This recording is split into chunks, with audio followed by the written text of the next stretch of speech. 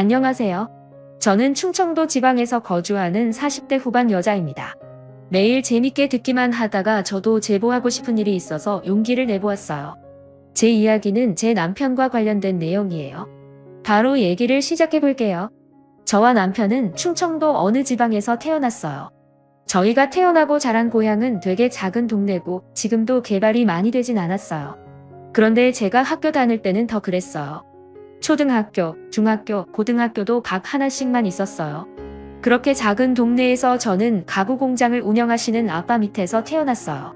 공장을 운영하시던 아빠 덕분에 저는 어린 시절에 부러움을 받으며 살았던 기억이 나요. 물론 요즘 워낙 잘 사는 사람이 많으니까 그게 뭐 어때서 생각하실 수도 있어요. 하지만 저 시절에 우리 고향에서는 우리 집이 잘 사는 편이어서 친구들이 많이 부러워했어요. 남편은 저와 동갑이고 소꿉친구로 자랐어요. 남편의 아버지가 우리 아버지 공장에서 일하시는 분이었어요. 그래서 공장에서 남편과 저는 뛰어다니며 같이 놀았어요. 그러다 어른들에게 걸리면 불이 나게 도망가고 그랬죠. 그렇게 우리는 취학 전부터 초등학교에 들어가서도 매우 가깝게 지냈어요. 거의 그냥 남매처럼 자랐던 것 같아요. 왜냐하면 저도 남편도 외동이었기 때문에 굉장히 많이 붙어 있었어요. 서로 집에서 밥도 자연스럽게 같이 먹던 날도 되게 많았어요. 시골이었기 때문에 밭이 많았는데 서리도 하고 동네 강아지들과도 뛰어다니고 재미있게 지냈어요. 그대로 남편과 저는 중학생이 되었습니다. 중학생 때는 이제 본격적으로 사춘기가 오는 시기잖아요. 둘 다 사춘기가 왔지만 이상하게 서로에게는 관대했어요. 그리고 제가 학교에서 여자아이들과 싸워서 혼자 다니던 시기도 있었어요. 그럴 때 남편만 유일하게 제 곁을 지켜주었습니다. 그렇게 저는 남편에게 더 의지했고 우리는 고등학교에 진학하고도 붙어 다니기 시작했어요. 저희가 초등학교 입학 전부터 그렇게 10년 넘게 붙어 다니니 동네 사람들은 그냥 저와 남편을 하나의 쌍이라고 인식했어요. 저를 보면 준아 어디 갔니? 물어보고 남편이 혼자 있으면 세정이 어딨니? 물어봤어요. 학교에서도 선생님들과 친구들은 저희가 사귀는 것을 아주 당연하게 생각했어요. 남편과 저는 서로 누가 사귀자고 한 것도 아닌데 저러니까 웃기더라고요. 그래서 고등학교 2학년 여름에 남편에게 말했습니다. 남편과 개울가에서 놀다가 집에 돌아가는 길이었어요. 야, 이준아 너랑 나랑 뭐야? 다들 우리가 사귄다고 알아. 우리가 사귄 애 사이야. 남편은 가만히 멈춰서 저를 바라봤어요. 쳐다보지 말고 말을 해. 그럼 사귀죠. 정말 담백하고 직설적이고 어이없는 대답이었습니다. 그렇게 저희는 사귀게 되었어요. 옆집 사는 순애는 동네 오빠가 꽃다발을 사와서 고백했다는데 저는 간단하게 사귀자는 말로 연애를 시작하다니 억울한 마음도 들었습니다. 하지만 뭐 어쩔 도리가 없었어요. 왜냐하면 저는 이미 남편을 좋아하고 있었거든요. 그렇게 저희는 사귀게 되었고 그 연애는 계속 지속되었습니다. 사실 남편은 그때도 저에게 이미 큰 부분을 차지하는 사람이었어요. 그래서 옆에 남편이 없다는 사실은 믿고 싶지 않았습니다.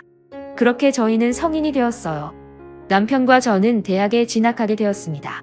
저는 서울에 있는 대학으로 가게 되었고 남편은 인근에 있는 국립대학에 들어가게 되었어요.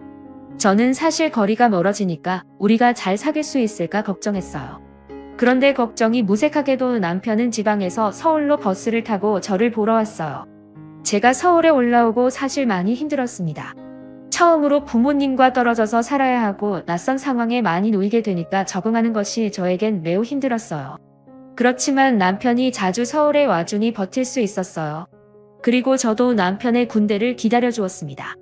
서로 그렇게 힘든 시기에 버팀목이 되어주며 서로의 인생에 좋은 영향을 끼쳤어요. 그리고 저는 대학을 졸업하고 고향에 다시 내려왔습니다.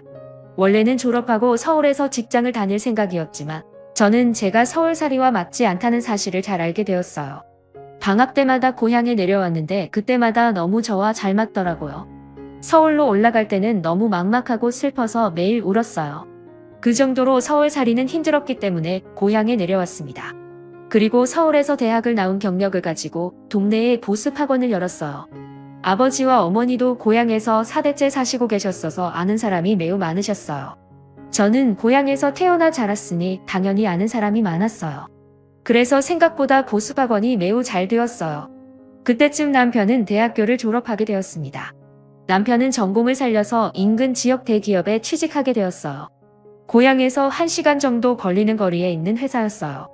그리고 둘 다 자리를 잡았으니 결혼 얘기가 자연스럽게 나오기 시작했어요. 사실 저 때쯤 저는 이미 결혼은 남편과 해야 한다고 생각했어요. 워낙 너무 어릴 때부터 붙어 다녔기 때문에 다른 남자와 결혼한다는 것은 상상도 어려웠습니다. 그건 남편도 마찬가지였대요. 그리고 제가 시장에 가면 어른들이 그렇게 저한테 말씀하셨어요. 세정아, 너희 식은 언제 올리니? 아예 결혼한다는 그 사실 자체는 확정되어 있었고 식을 언제 올릴지가 관건이었습니다. 저희 부모님도 그렇고 남편 부모님도 그렇고 우리가 결혼하는 것이라는 사실은 이미 확정이었어요. 그렇게 저희는 동네에 있는 하나밖에 없는 식장에서 결혼하게 되었습니다. 정말 저와 남편의 결혼은 동네 잔치였어요. 동네 사람들 모두가 왔다고 해도 과언이 아니에요. 저는 동네에서 보습 학원을 하고 있었으니까 학생들도 많이 왔어요. 타지로 나간 친구들도 다 와서 축하해주고 저희 학생 때 선생님들도 많이 오셨어요. 그렇게 온 동네 사람들의 축복을 받으며 결혼식을 올렸습니다. 아직도 그 결혼식장에서 결혼한 사람 중에 우리 식 하객이 제일 많았다고 하더라고요. 신혼집은 그때 당시 새로 생겼던 아파트에서 시작하게 되었습니다. 친정아버지가 힘을 써주셔서 마냥 감사한 마음뿐이었어요. 저는 그렇게 고향에서 부모님 곁에서 살며 보습 학원을 하며 남편과 행복하게 살기 시작했습니다. 그렇게 1년 후 저는 임신도 하게 되었어요. 임신을 확인하고 얼마나 기뻤는지 몰라요.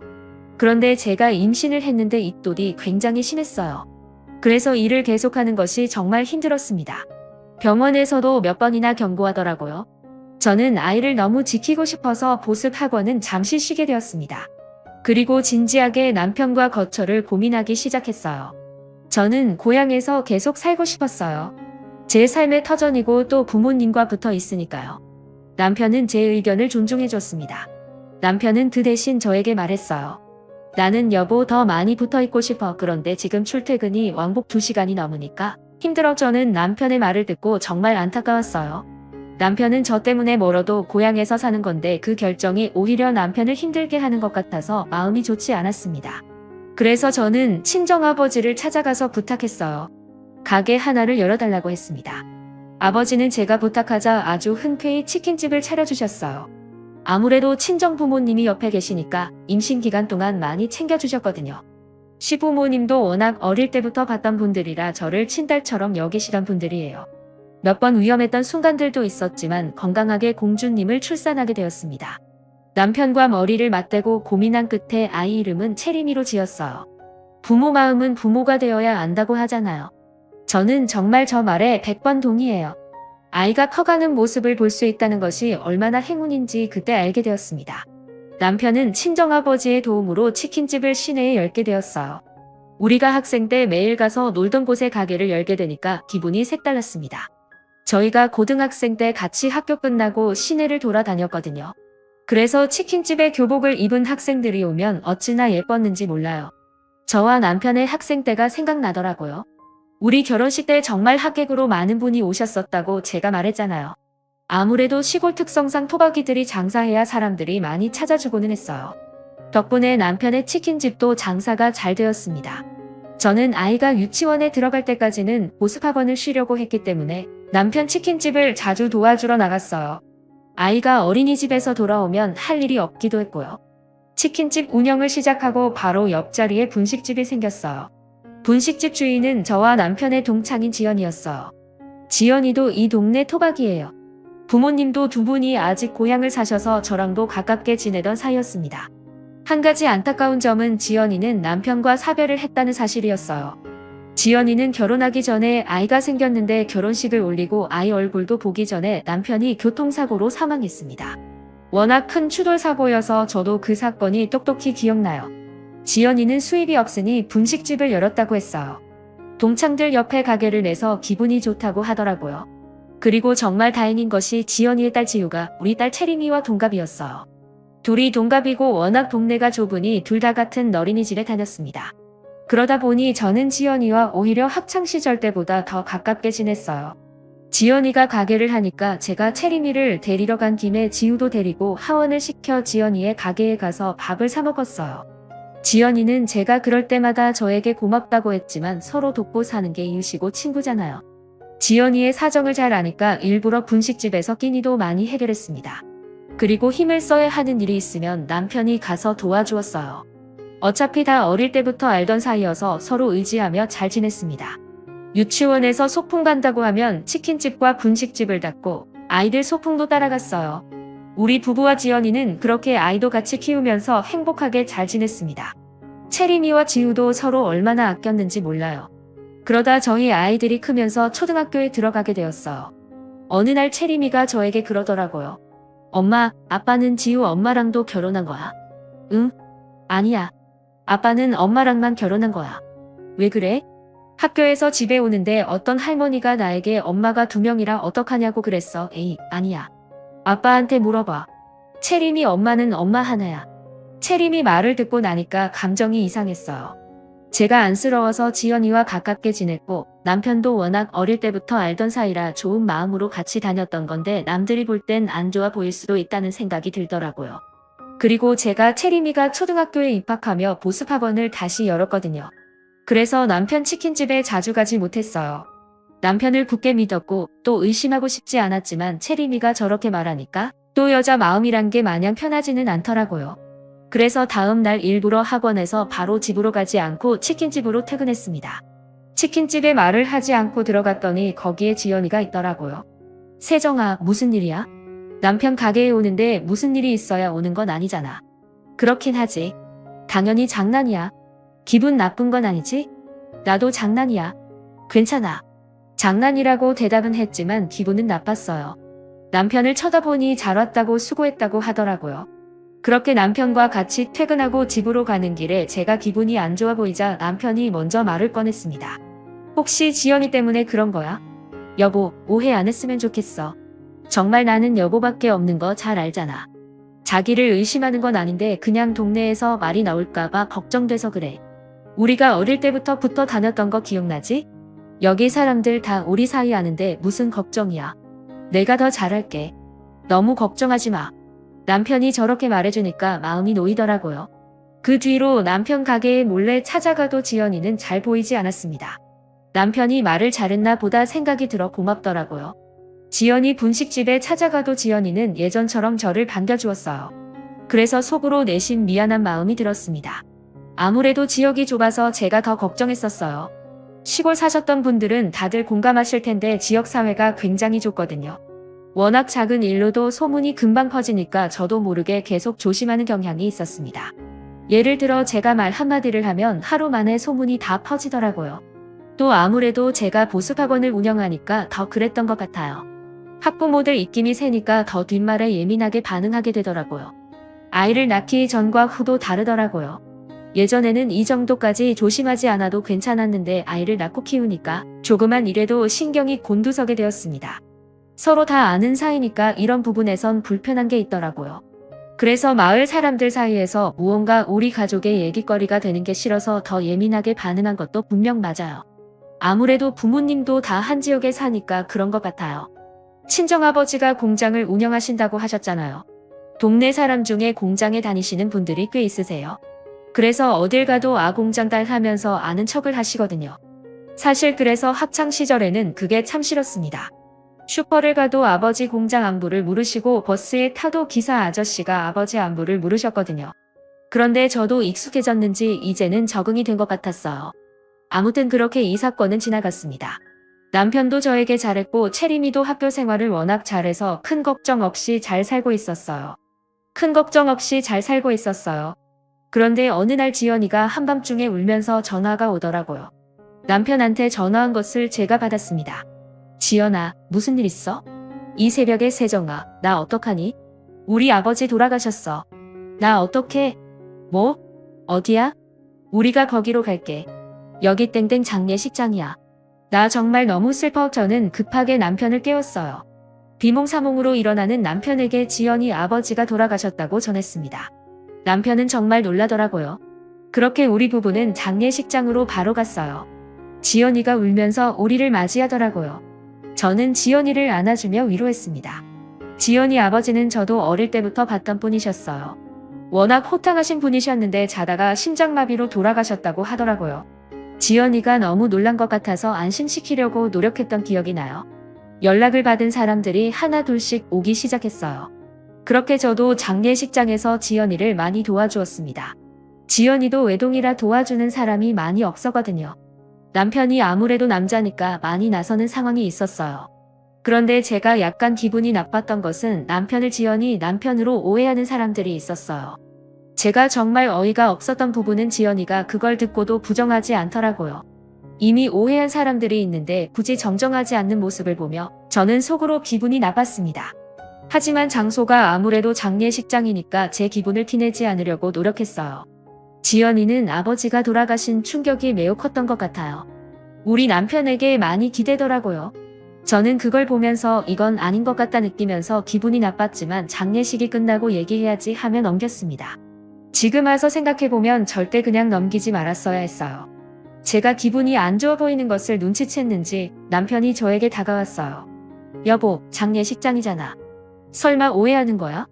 내가 뭘 하니 너무 표정이 안 좋아 보여서. 기분이 좋지는 않지. 남편은 오해하지 말라며 저를 안아주었습니다. 그러면서 미안하다고 사과하길래 그냥 장례식장 사건도 이대로 넘겼어요.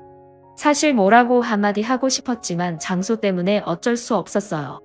그렇게 지연이 아버님이 돌아가신 후 지연이는 눈에 띄게 우리 남편을 부르기 시작했어요. 남편도 죽고 아버지도 죽고 자기는 옆에 있는 사람들이 자꾸 떠나간다고 너무 슬프다고 우리 집에 찾아와서 울기도 했어요. 저는 물론 지연이의 상황은 안타까웠어요. 하지만 너무 자주 저러니까 부담스러운 마음이 들었습니다. 그래서 진지하게 이사도 생각하기 시작했어요. 고향이라 대학도 서울에서 나왔지만 굳이 내려왔던 것이었는데 뭔가 살면서 불편한 상황이 계속 생기니까 오히려 내가 여기를 피해야 하나 생각이 들었습니다. 그래서 친정엄마한테 얘기를 터놓았어요. 내가 편한 대로 하렴. 사실 엄마는 지연이가 그렇게 마음에 들지 않아 사실 친정엄마도 지연이를 그렇게 좋아하진 않으셨어요. 왜냐하면 지연이가 꾸미는 것을 좋아해서 짧은 치마도 자주 입거든요. 저야 멋돌이니까 괜찮았지만 아무래도 시골 어른들 눈에는 애엄마가 저러고 다니니 뒤에서 말이 많이 나왔나 보더라고요. 그리고 지연이가 성격이 되게 좋아서 여기저기 말도 많이 붙이는 편이에요. 그래서 아는 사람도 많고 어딜 가도 살갑게 얘기를 많이 하는데 그걸 안 좋게 보는 분들이 많았어요. 예전에는 엄마가 저에게 저런 말을 꺼내시면 제가 하지 말라고 했거든요. 지연이는 제 친구잖아요. 그런데 이제는 엄마가 저렇게 지연이를 욕해도 말리지 않았습니다. 그래도 남편은 저만 바라봤기 때문에 의지하며 살고 있었죠. 그런데 이사 생각은 했지만 가지 못했어요. 왜냐하면 딱 그때 정말 큰 불행이 저에게 찾아왔습니다. 그건 바로 암이었어요. 어느 날부터 살이 갑자기 많이 빠지더라고요. 처음에는 요즘 먹는 것도 잘 먹고 괜찮게 지냈는데 왜 이럴까 생각했어요. 물론 지연이가 신경을 쓰였지만 그것과 별개로 제 생활은 매우 잘하고 있었거든요. 보습학원도 제가 원장이니까 스트레스도 심하지 않았습니다. 그렇지만 살이 빠져서 기분은 좋더라고요. 그런데 살만 빠지면 괜찮았는데 소화도 잘 되지 않았어요. 그뿐만 아니라 쉽게 피곤해졌어요. 우리 집에서 보습학원까지는 걸어서 25분 정도가 걸려요. 예전에는 아주 쉽게 걸어갔습니다. 사실 저 정도 걷는 것은 일도 아니잖아요. 오히려 산책이죠. 그런데 어느 날부터 걷다가 멈춰서 쉬어야 할 정도로 힘들기 시작했습니다. 소화도 잘 안 되고 머리도 아프더라고요. 심지어 이명까지 있었어요. 제가 상태가 안 좋아서 보습학원도 나가지 못하고 집에 누워만 있으니 엄마가 걱정을 많이 하셨습니다. 그래서 동네 의원을 데려갔는데 처음에는 저보고 스트레스가 심해서 그런 것 같으니 조금만 집에서 쉬면 괜찮아진다고 하더라고요. 저는 그 동네 의원을 제가 어릴 때부터 갔어요. 그래서 의사 선생님이 마치 제 주치의이세요. 누구보다 제 건강 상태를 잘 아시는 분이 그렇게 말씀해 주시니 철석같이 믿었습니다. 유치원생 때부터 엄마 손을 잡고 그 의원을 다녔던 기억이 생생하거든요. 그래서 보습학원을 한 달간 쉬면서 집에서 가만히 있었어요. 남편도 그때 걱정이 되었는지 출근 전과 퇴근 후에 제 상태를 많이 살폈습니다. 채림이도 제가 걱정이 많이 되었나 봐요. 저한테 엄마 아프면 안 돼 말하는데 너무 미안했습니다. 그런데 문제는 제 몸 상태였어요. 아무리 쉬어도 나아지기는커녕 오히려 더 심해지더라고요. 소화가 특히 너무 안 되더라고요. 그래서 이건 보통 일이 아닌 것 같단 판단을 내렸습니다. 친정엄마는 큰 병원에 가보자고 하셨어요. 그래서 인근에 있는 대학병원에 가서 검사를 받게 되었습니다. 그리고 바로 알게 되었어요. 제가 위암이라는 것을요. 저는 진단을 받고 너무 멍했습니다. 이 사실이 현실이 아닌 것 같았어요. 도저히 믿을 수가 없어서 대학병원 의사 선생님께 10번도 넘게 물어봤습니다. 하지만 선생님은 단호하게 말씀하셨어요. 위암입니다. 그래도 아직 말개나 아니에요. 치료하면 나아질 가능성이 있기는 해요. 저는 정말 제가 왜 암에 걸렸는지 도통 이해가 가지 않았습니다. 여러분 혹시 그거 아시나요? 암은 가족력이 가장 세요. 그래서 가족 중에 암에 걸리신 분이 계시면 건강관리를 정말 유심히 하셔야 해요. 그런데 제가 의아했던 점은 우리 가족 중에는 암에 걸리신 분이 없으셨어요. 그래서 사실 암에 걸릴 것이라는 것을 전혀 예상한 적이 없었습니다. 만약 누군가 암에 걸린 적이 있었다면 저도 예상했을 거예요. 그런데 그렇지 않으니 적잖이 당황했어요. 제가 원인을 물어봤더니 선생님은 원인은 워낙 다양해서 특정할 수 없다고 하시더라고요. 엄마는 옆에서 진단을 받자마자 우시기 시작하셨습니다. 사실 우리 친정 부모님이 나이에 비해 많이 정정하세요. 그래서 저는 부모님이 워낙 건강하시니까 저도 저렇게 건강하게 살 수 있겠지 생각했어요. 그렇게 암 진단을 받고 집에 돌아오는데 현실이 믿기지 않더라고요. 엄마는 계속 우시고 저는 멍해서 가만히 있었어요. 물론 아직 초기 단계라 충분히 치료하면 완치가 된다고 하셨습니다. 하지만 막막하더라고요. 전혀 예상하지 못한 상황이라 그런 것 같았어요. 남편에게 전화를 걸어 할 말이 있다고 했습니다. 그리고 친정 부모님 댁으로 불렀어요. 남편과 아빠를 앉혀놓고 저의 암 사실을 말했습니다. 아버지는 너무 충격을 받으셨는지 줄담배를 피우셨어요. 남편은 제가 암이라는 사실을 고백하자 울기 시작했습니다. 남편이 울자 친정엄마도 덩달아 또 울기 시작했어요. 저도 사실 울고 싶었어요. 하지만 자꾸 머릿속에 우리 딸 생각이 났습니다. 채림이는 이제 겨우 10살이거든요. 아버지한테 아직 못해준 것도 너무 많은데 이대로 세상을 뜰 수는 없었어요. 그래서 강인하게 말했습니다. 나 완치할 거야. 정말 치료도 열심히 받고 운동도 많이 할 거야. 죽는다는 시한부 선고도 아니니까 긍정적으로 생각하자. 제가 저렇게 말하자 부모님도 그제야 괜찮아지셨습니다. 사실 저런 말을 하는 제 마음은 말도 아니었어요. 일부러 저렇게 말하긴 했지만 어찌나 막막했던지 몰라요. 채림이에게는 어떻게 알려야 할지 고민이 되었습니다. 그래도 사실대로 말하는 것이 가장 좋다고 생각해서 집으로 돌아가서 침착하게 말했어요. 채림이는 예상대로 울기 시작했습니다. 엄마 죽어, 엄마 죽으면 나는 죽어, 나는 어떻게 살아. 저를 끌어안고 엉엉 우는 채림이를 달래며 말했어요. 엄마 안 죽어. 치료 받으면 살 수 있어. 채림아 괜찮아. 엄마 어디 안 가. 채림이는 그날 우리 부부 침대에서 잤어요. 저를 꼭 끌어안고 죽으면 안 된다고 우는데 정말 가슴이 찢어지더라고요. 채림이를 생각해서라도 씩씩하게 치료받아야겠다고 생각했어요. 채림이가 잠들고 저는 뜬 눈으로 밤을 지새웠어요. 도저히 잠이 오지 않더라고요. 제 마음을 아는지 남편도 쉽게 잠을 자지 못했습니다. 제 손을 부여잡고 남편은 울면서 말했어요. 여보 치료 잘 받자. 어디 가지 마. 나 정말 여보 못 보내. 걱정하지 마. 내가 아까 채림이한테 말했던 거 기억하지? 나 어디 안 가. 저 때문에 우는 가족들을 보는 심정은 말로 할 수가 없습니다. 정말 상실의 아픔은 누구나 겪고 싶지 않은 감정이잖아요. 저도 만약 남편이나 친정 부모님의 암에 걸렸다면 저렇게 행동했을 것 같아요. 채림이가 암에 걸렸다면 저는 살 수 없었겠죠.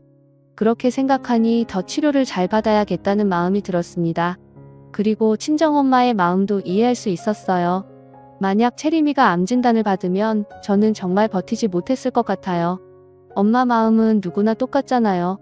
아마 자식을 키우시는 분들이라면 제 말이 무슨 말인지 이해하실 수 있을 거예요. 그렇게 치료를 받기 시작했습니다. 당연히 보습하고는 그만두었어요. 거짓말을 하기는 싫어서 사실대로 제가 암에 걸려서 그만두게 되었다고 했습니다. 그랬더니 예상 밖의 일이 일어났어요. 글쎄 학부모님들과 학생들이 파티를 열어주었습니다. 꼭 완쾌하고 다시 보습학원을 열어달라는 파티였어요. 사실 말하기 전까지는 걱정도 많이 했거든요. 저는 정말 암 진단을 받았을 때보다 전날 더 많이 울었습니다. 그리고 다들 저를 많이 걱정해 주더라고요. 인류애가 이런 것이구나 느꼈습니다. 어떤 어머님은 제가 우니까 달래주시다가 본인도 우시더라고요. 보습학원 마지막 날 파티를 하는데 학생들이 편지를 주었어요. 그 편지는 아직도 제가 간직하고 있습니다. 저에게 잊지 못할 경험이었어요. 그렇게 저는 항암 치료를 시작하게 되었어요. 제가 살던 고향은 시골이라 대학병원이 없었어요. 기껏해야 동네 의원이었어요. 그래서 인근 대도시로 치료를 다녔습니다. 왕복 3시간이라 힘들긴 했지만 치료하면 나아질 가능성이 있다고 해서 꾹 참고 다녔어요. 저 혼자 가기엔 힘들어서 남편이 동행했습니다. 남편은 싫은 소리 하나 없이 당연하게 저를 따라다녔어요. 정말 고마운 마음이 들었죠. 그리고 아무래도 병에 걸리면 사람이 우울해져요. 그건 당연한 현상이라고 생각해요. 그런데 남편은 제 옆에서 제가 힘들어할 때마다 지치지 말라며 응원해줬습니다. 제가 암에 걸렸다는 소식은 역시나 마을 전체에 순식간에 퍼졌어요. 다들 제가 지나가면 한마디씩 하더라고요. 조기에 발견해서 다행이네. 금방 나을 수 있어. 걱정하지 마. 어쩌다 걸린 거래요. 많이 아픈가요? 우리 집사람도 암에 걸렸었는데 치료하니까 낫더라. 너무 상심하지 마. 식당에 들어가거나 세탁소만 가도 저에게 암에 대한 말을 하더라고요. 처음엔 응원해 주시는 것이 좋았지만 나중엔 제 한몸 추스르기도 힘든데 부담스럽더라고요. 물론 치료하면 요즘은 완치가 된다지만 그 과정이 고통스러워요. 그래도 채림이가 엄마 아프지 말라고 저를 볼 때마다 얘기하고 힘들어해서 채림이를 보고 견딜 수 있었습니다. 엄마 많이 아프면 말해. 엄마 나는 나중에 의사가 될 거야. 그래서 엄마가 그때까지 낫지 않으면 내가 고쳐줄 거야. 정말 제 딸이지만 너무 사랑스러워요. 제가 치료를 받으러 대학병원에 가면 남편은 치킨집 자체를 닫았어요. 일하는 직원도 있어서 열어도 되는데 굳이 문을 닫고 저한테만 신경 써주니까 저는 얼마나 고마웠는지 몰라요. 그런데 어느 날 친정엄마가 저를 조용히 집으로 불렀습니다. 엄마 왜 그래요? 무슨 일 있어? 세정아 놀라지 말고 잘 들어. 너희 남편 바람났어. 저는 이게 무슨 소리인가 싶었어요. 그게 무슨 소리야? 엄마 제대로 말해봐. 이게 뭐 내가 너 항암 치료도 받고 있고 혹시나 충격받아서 더 안 좋게 될까봐 말 안 하려고 했는데 그러기엔 내가 너무 사위가 괘씸해. 나중에 알게 되면 너를 속이게 된 거라 지금 말하는 게 나을 것 같아. 엄마 침착하게 상황을 다 말해봐. 무슨 소리냐고? 재원이가 말해줬어. 너희 남편 그 분식집 사장 지연이랑 바람났어. 저는 너무 놀랐어요. 일단 남편이 정말 저의 의심이 아니고 진짜로 지연이와 바람났다는 사실도 충격이었지만 그걸 채림이가 말해줬다는 게 너무 충격적이었습니다. 채림이가? 채림이 그 어린 것이 얼마나 착한지 자기 엄마 아픈 거 알고 혼자 끙끙 앓다가 나한테 울면서 말하더라. 분식집 사장을 집으로 데려와서 둘이 무슨 얘기를 했길래 얘가 나한테 찾아와서 말을 해. 엄마한테 다 듣고 나니 정리가 되었습니다. 그동안 의심은 근거 없는 게 아니고 오히려 사실이었어요. 바람이라는 것을 알고 나니까 그동안의 행적이 다 떠오르더라고요. 지연이가 치킨집에 자주 간다는 사실은 저도 알고 있었지만 제가 그렇게 불편한 티를 내니까 몰래 만났던 거였어요. 제가 운영하던 보습하고는 시내와 조금 떨어져 있어서 저는 걔네가 어떻게 지내는지 정말 잘 몰랐거든요. 아이들이 공부하러 오면 거기에만 신경 써야 하니까 더욱이요. 나중에 동네 사람들한테 말을 들었더니 외지에서 온 사람들은 분식집과 치킨집이 부부가 동시에 운영하던 집인 줄 알았다고 하더라고요. 남들 눈에 그렇게 보일 정도면 어느 정도로 붙어 있는지 아시겠죠? 제가 아프기 전부터 그랬는데 아프고 나서 학원을 접고 나서는 더 심해졌다고 하더라고요. 여기가 워낙 좁아서 다들 아는 사이라고 했잖아요. 가끔 오지랖 넓은 어른들은 지연이에게 유부남이니까 조심하라 하면 지연이가 그렇게 대답했대요. 무슨 상관이세요? 그걸 심지어 아이들도 이상하다고 여겼나 봐요. 언니 딸인 지우가 채림이에게 우리 엄마랑 너희 아빠 결혼해. 그럼 너희 엄마는 어떻게 이런 말도 했다고 하더라고요. 아이들이 혼란스러울 정도로 붙어 다녔다는 것을 알자 정말 배신감에 온몸이 부들부들 떨렸습니다. 가장 충격적인 것은 채림이가 있는 집에 지연이가 왔었나 봐요. 채림이 안녕, 이모가 잠깐 반찬 주러 왔어. 채림이는 그때 마침 태권도 도장 애가야에서 인사하고 나왔었다고 해요. 그러다 깜빡하고 못 챙긴 게 있어서 다시 집에 들어갔는데 방에서 지연이와 남편이 대화하고 있었던 거죠. 그런데 대화 내용이 정말 충격적이었어요. 보험금 타면 내 차부터 바꿔줄게. 얼마 남지 않은 것 같지? 기다려봐. 정말 자기야 나 기대된다.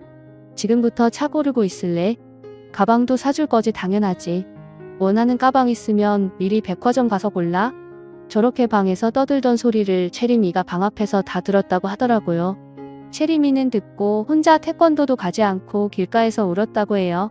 10살이라서 아예 아무것도 모르는 나이는 아니거든요. 그래서 처음엔 혼자만 알고 있으려고 하다가 외할머니 그러니까 우리 친정엄마한테 가서 말한 거라고 했어요. 저는 정말 그걸 다른 사람도 아니고 우리 딸이 들었다고 생각하니까 억장이 무너졌습니다. 남편과 지연이에 대한 배신감은 말로 할 수가 없었어요. 정말 지연이가 괘씸했던 것은 제가 중간에 불편한 티를 내면 장난이라고 저를 긁었잖아요. 그래놓고는 뒤에서 남편하고 제 얘기를 했을 거라는 것을 떠올리니까 너무 충격이었어요. 쟤들은 저를 얼마나 바보처럼 알았겠어요. 그리고 남편에 대한 배신감은 정말 제 인생 자체를 부정당하는 느낌이었습니다. 남편과 저는 소꿉친구였잖아요. 기억도 잘 안 나는 아주 어린 시절부터 함께였어요. 미취학 아동 시절부터 학창 시절 내내 붙어 다녀서 그냥 남편은 제 전부였습니다. 저는 남편만큼 저를 이해해주는 사람은 이 세상에 없다고 생각했어요. 힘든 일이 있으면 남편에게 가장 먼저 말하고 기쁜 일이 있어도 남편에게 가장 먼저 전했어요. 저는 당연히 제 인생의 한 부분을 아니 어쩌면 모든 부분을 차지했다고 생각했는데 정말 너무 충격이더라고요. 제 앞에서는 제가 암에 걸렸다니까 손을 부여잡고 울고 또 언제는 밥을 먹다가 혼자 우는 거예요. 제가 너무 당황해서 여보 갑자기 왜 우는 거냐고 물어보니까 남편이 울면서 말했어요. 이런 평범한 일상이 나중에 가면 그리워질까봐 그게 무서워. 나는 여보랑 채림이랑 이렇게 평생 행복하게 도란도란 살고 싶었는데 갑자기 밥을 먹다가 저러니까 저도 너무 당황했지만 말이 너무 슬퍼서 그 말을 듣고 같이 울었습니다. 채림이도 당연히 울었고요. 이렇게 셋이 밥 먹다가 울기도 했었는데 그게 다 가식이라는 거잖아요. 배신도 이런 배신이 있을까요? 저는 엄마한테 내 남편이 바람났다는 사실을 듣고 정말 멍했습니다. 화를 낼 기운도 없고 그냥 이게 현실이 아니었으면 좋겠다는 생각만 들었어요. 그리고 제 눈으로 직접 확인해야 할 것 같았어요. 다른 사람도 아니고 제 남편이 저를 두고 바람을 피웠다는 사실이 정말 믿기지 않았습니다. 물론 채림이가 말한 거니까 틀린 말은 아닐 것이고 저도 몇 번이나 이상하다고 생각했지만 그게 의심으로 남을 때랑 직접 확인하는 것은 완전히 다른 얘기잖아요. 그래서 바로 그 길로 남편 치킨집으로 갔어요. 여보 무슨 일이야? 오늘 집에서 쉰다며? 저는 그런데 남편이 웃으면서 저를 보니까 눈물이 나오더라고요. 차마 확인받고 싶지 않았던 마음이 커서 그랬던 것 같아요. 만약 물어봐서 그게 사실이라면 저 웃음조차 거짓이라는 거잖아요. 저는 정말 그래서 그냥 치킨집 한가운데서 갑자기 울음이 터졌습니다. 손님들도 있었지만 그건 신경 쓰이지 않았어요. 그냥 제 감정이 우선이었습니다. 여보 왜 그래 많이 아파 지금 병원 갈까 남편이 달려와서 제 어깨를 감싸며 물었어요. 그런데 순간 역겨운 마음이 들더라고요. 제 앞에서는 이렇게 연기를 하고 뒤에서는 또 지연이에게 차를 사주니 가방을 사주니 그런 얘기를 한다는 거잖아요. 그래서 남편의 손을 뿌리치고 단도직입적으로 물었습니다. 야 너 바람났어. 그것도 지연이라 네가 사람이야. 말하다 보니 화가 급속도로 올라오더라고요. 그래서 소리를 지르며 말했어요. 바람 네가 날 두고 바람 미쳤어. 남편은 심하게 당황하더라고요. 무슨 소리야. 아니 내가 무슨 바람이야 말이 되는 소리를 해? 왜 그래 정말 많이 아프면 병원에 가자. 남편은 저를 억지로 밖으로 데리고 나왔어요. 가게에 손님들이 있어서 그런 것 같았는데 저는 참을 수가 없었습니다. 지연이가 다 말했어.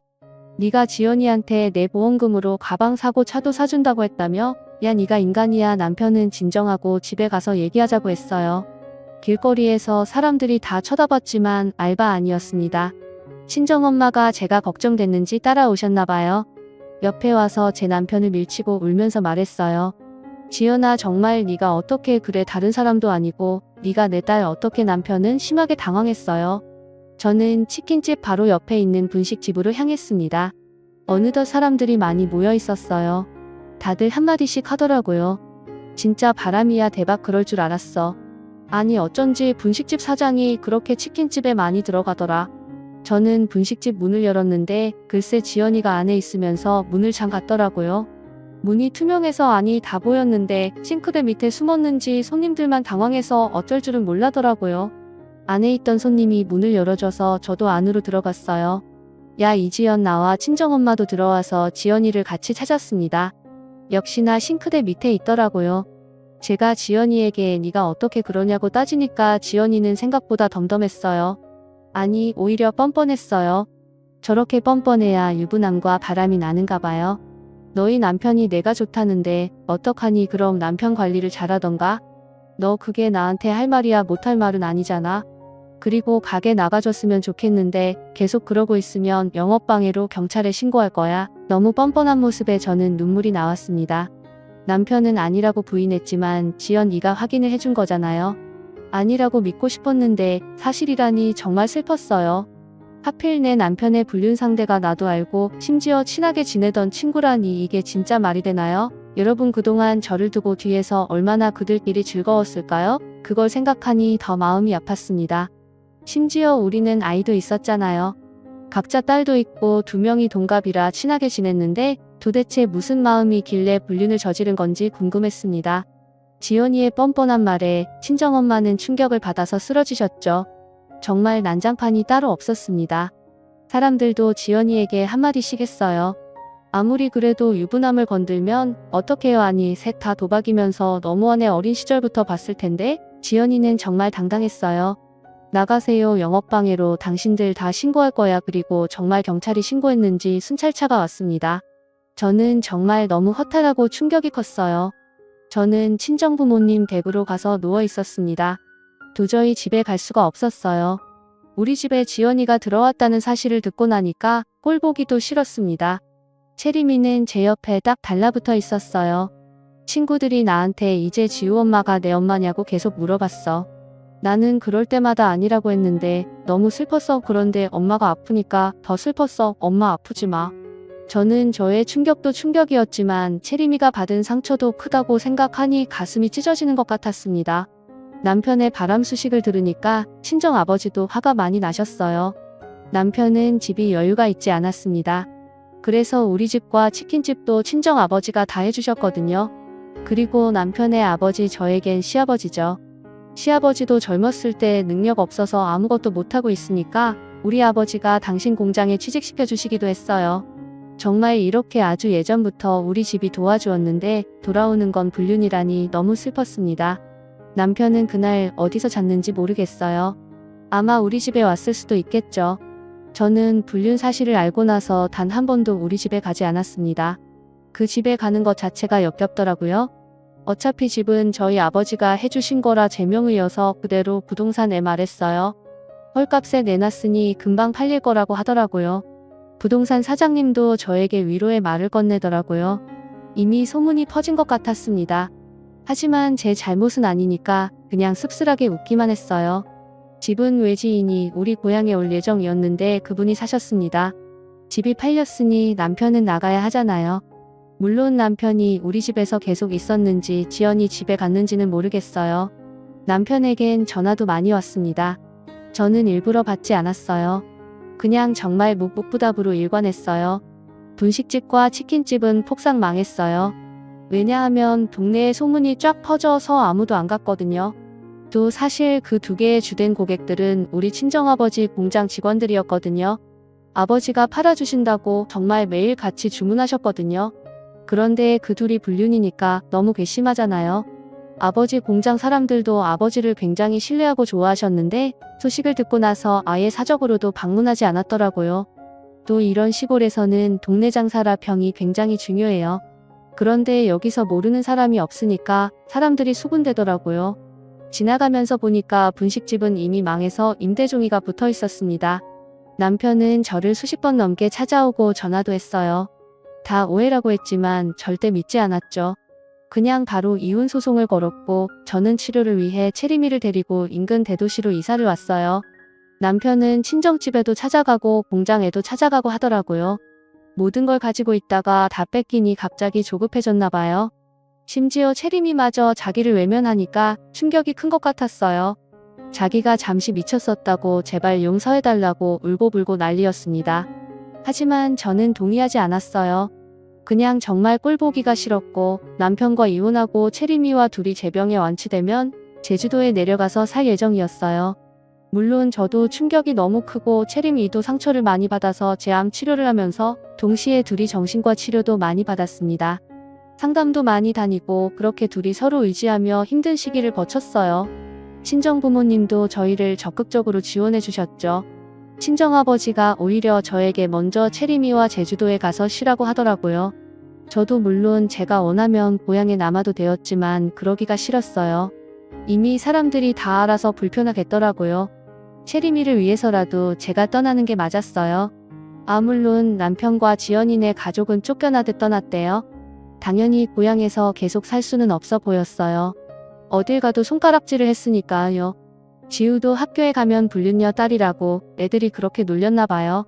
그리고 정말 웃긴 것은 둘이 깨져다고 하더라고요. 저는 사실 그렇게 난리가 나고 둘이 같이 살까봐 그게 걱정이었는데 둘이 대판 싸우더니 서로 내 탓이라고 했다고 하더라고요. 남편은 소송 때문에 종종 보는데 볼 때마다 저를 붙잡고 늘어졌어요. 실제로 무릎을 꿇으며 제발 한 번만 용서해달라고 하더라고요. 물론 저는 넘어가지 않았죠. 지연이는 어떻게 사는지 저도 모르겠어요. 지우를 데리고 야밤에 도망갔다는 말만 들었습니다. 그렇게 몇 년의 시간이 흘러서 저는 완치라는 판정을 받게 되었어요. 정말 의사 선생님 입에서 완치라는 말이 나오는데 얼마나 감격스러웠는지 몰라요. 환자분 의지가 상당히 강하셔서 빨리 나으셨습니다. 축하드려요. 그래도 주기적으로 검사는 꼭 해주셔야 해요. 다시 발생할 가능성이 있긴 했지만 일단 지금은 제 몸에 암세포가 없다고 했어요. 정말 얼마나 기뻤는지 세상이 아름다워 보였어요. 이제 정말 힘들었던 시간은 다 잊고 체리미와 제주도에 내려가서 살 예정이에요. 벌써 어디에서 살지 다 정해놨어요. 제발하면 안 되니까 제주도에서 예쁜 바다도 보고 산도 많이 다니고 회복하는 데 집중하려고요. 체리미에게 걱정이 돼서 언제 물어본 적이 있어요. 체리마 아빠 보고 싶으면 말해. 나는 엄마만 있으면 돼. 이제는 정말 둘이 의지하며 잘 살아야겠다는 마음만 들어요. 친정 부모님을 보러 고향에 가면 사실 아직 씁쓸한 마음이 들기는 해요. 그래도 제 잘못도 아니고 오히려 고향 사람들이 반갑게 맞아주셔서 좋더라고요. 체리미도 어린 시절을 고향에서 보내서 같이 가서 여기저기 다니는 것을 좋아했어요. 우리 고향이 진짜 노을이 예쁘거든요. 같이 노을을 보며 이런저런 얘기도 많이 하고 아주 행복해요. 체리미와 저는 앞으로도 서로 재밌게 살자고 다짐했어요. 여기까지가 제 얘기입니다. 들어주셔서 정말 감사합니다. 여러분들도 힘든 시기가 있어도 힘든 일 끝에는 좋은 일이 오고 나쁜 사람들은 결국 벌을 받는다는 것을 기억하시며 이겨내셨으면 좋겠어요. 다들 건강 유의하시고 건강하게 사셨으면 좋겠습니다. 감사합니다.